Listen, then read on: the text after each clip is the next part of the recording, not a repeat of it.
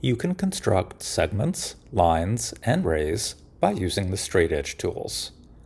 To construct a segment, tap the Segment tool. A preview appears of a segment with a glowing endpoint. Tap or drag to place the point. I'll tap to place one endpoint here, and then tap to place the other endpoint here. My segment is complete. I can use the Segment tool to create a radius of this circle. I'll tap the circle's center to attach it to the glowing point. And then I'll tap the circle's circumference to attach the other endpoint. I now have a radius of the circle. If I want to construct multiple segments without tapping the Segment tool each time, I can double tap the Segment tool. Now I can keep constructing segments, one after the other, to make a triangle.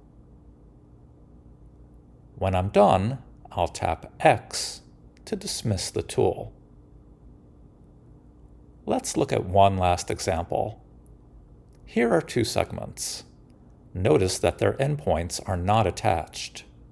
If I'd like to attach them, I'll drag one endpoint onto the other. When the point glows, I let go. The endpoints are now merged into a single point.